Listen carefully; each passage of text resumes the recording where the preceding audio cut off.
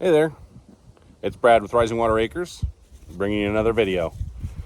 Today, I'm going to start working on the carport, but I was just out here, I was feeding the animals, I was giving them grain, and I'm trying to get close to the new bull. We want to make him as friendly as possible. So, I've been working on that. I'm going to try to get to the point where I can hand feed him, then maybe pet him, because I don't want him to be mean. I want him to be a nice bull that can come up to you, but not so nice that you got to worry about him coming trampling you. So just figured I'd start the video off here, and we'll go over to the carport here in a second. I'll take it apart and we'll kind of do an unboxing. I have never done one of these before. I don't plan on getting it done today, but I'd like to at least get started, and I want to get it done before it starts to really snow and get into heavy winter time. All right, this is what we're working with. It is a Hurricane brand 20 by 30 all steel carport. It's got fully enclosed side walls. This is kind of a picture of it. Now our plan when we do this, since it's a 20 by 30, I think we're going to go ahead and we're going to make it 15 feet deep, so that way we can use some of the sidewall on the back. That way we can cover the north side and then the east and west as well. All right, so we're going to go ahead and pop this top off here, hopefully.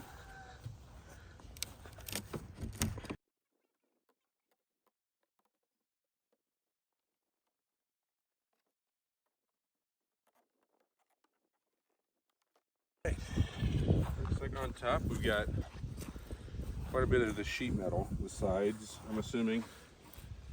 Maybe some of the roofing. Alright. So I'm going to have to either pull that off there. That wasn't even Patty. Yeah. That was the new bull. We haven't came up with a name with the new bull yet. We're going to create a game. Each person in the family gets to pick a name. Whoever wins the game, that's the name that we are going to give the bull. All right, so there's a lot of stuff in here.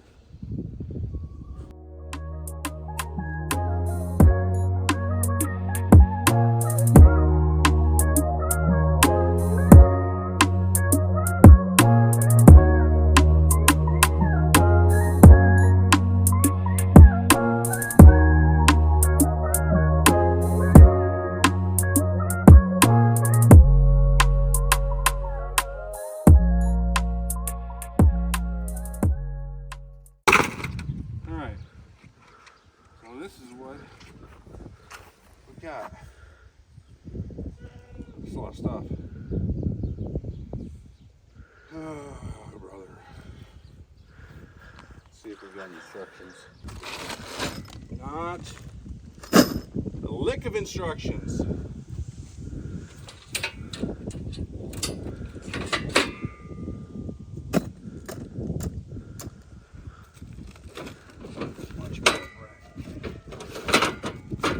Huh? So a bunch more bracketry. I don't see any instructions. I don't either.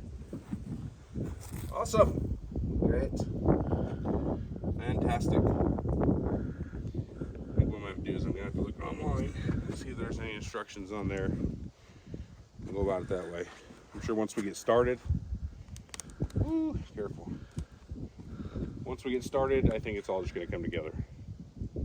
But I guarantee we're going to find out. So stay tuned. Okay. So I dug through the whole box, got everything out of there, and then I organized it by parts. So this is everything that you're going to get in one of these Hurricane 20 by 30 all steel carports. I hear you, Patty.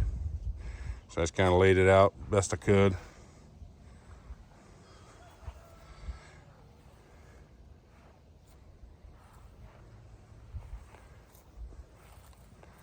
That way I can make sure I've got everything. I'm sure you have to download the manual offline.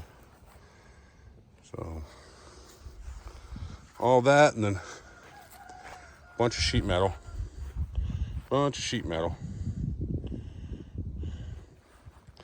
Then you get this sweet little kids playground. All right, I'm gonna try to find the instructions online, and we're gonna attempt to start building this. Yes, baby. Okay, I believe I have the sides started well. There are no instructions. It's just, you have to look at it, figure it out. There's a couple videos online, but it's very hard to see because they're not super descriptive. So it's kind of a guessing by golly on this one. So I'm gonna walk you through what I've done, why I've done it, and what pieces it's used. So, okay. So you see these bottom pieces here. You'll have one of these that's got two uprights.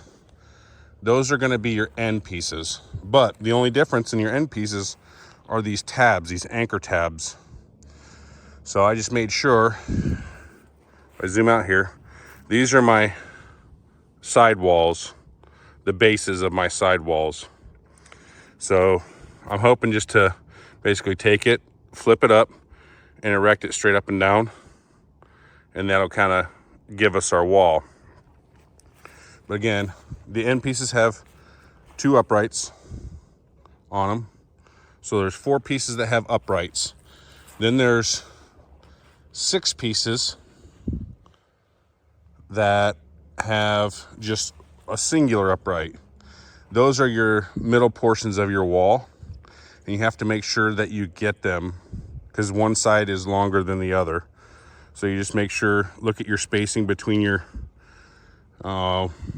uprights, and they should be about the same, because when you go to put on your metal, they need to be gapped evenly. So I just kind of laid this out. I just did finger tight on the bolts. I noticed with these uprights, you have to kind of slam them down because of the welds that are down there in order to get the bolts through. So this side, I did all my bolts going this way. Why? I don't know, just in case it needs to be that way. But the biggest thing to look out for is this tab right here, because that's an anchor tab. Then you have another anchor tab on one of these singular uprights. And then you have a tab on your end piece. So I just made sure that those are all facing the same way, and that all of my gaps were the same. This side, I just did 180 degrees. So there's 12 of these uprights. And it doesn't give you what are your uprights, what are your not. So you just have to go in here and you have to count.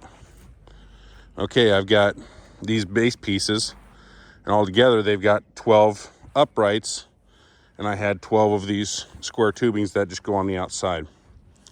So the next piece, or pieces, is I'm probably going to take these, move them over into the winter pasture. I'm not super concerned about how level it is.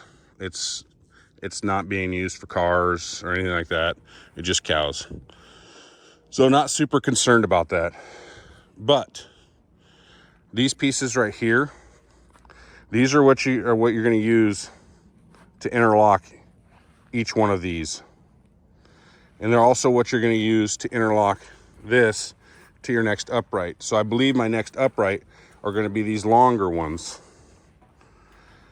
And these right here that are a little bit smaller, OD, I believe those are going to be supports. So those should be utilized for your supports going from your sidewall to your roof. These I'm not sure yet. Those are probably what we use off of these to extend the roof line, and then we go ahead and put our peaks on. So it'll go your base, uprights. Then once you get your uprights done and you get that set vertically, then you go ahead and you put these pieces on, utilizing those. So you put these on there, that'll take you even further up. And then it comes around to the peak. You utilize another one of these, and you go ahead and you put that on. And that's going to extend to that peak. So you utilize another, I don't know if we want to call those couplers or whatever they call them. You use one of those to get to your peak, and then the other side will just be 180 from that. This also has brackets right here that I need to try to figure out. Weather stripping that I need to figure out. I'm assuming that just goes on either end, so that way there's no sharp edges. And then how I want to anchor this down in the ground. I'm probably going to use 6-foot rebar and just hammer that down in the ground.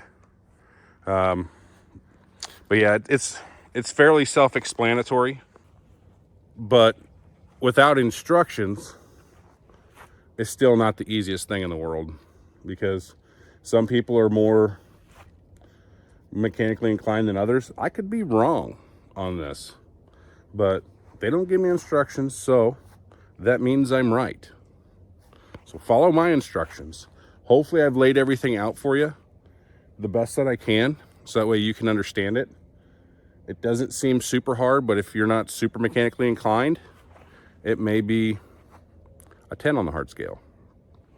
So this is gonna probably end part one. I've got to go pick up my kid, and it's starting to get dark, so I'm not gonna be able to keep working on it tonight.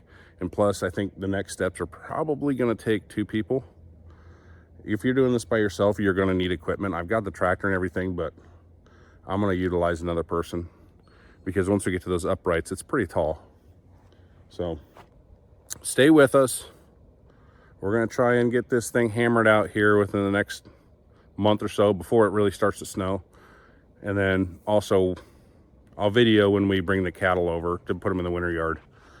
But that's the end of this episode. If you have any questions, go ahead and comment down below. If you have any tips, go ahead and comment down below. But for right now, this is where I'm going to end. Again, this is Brad with Rising Water Acres.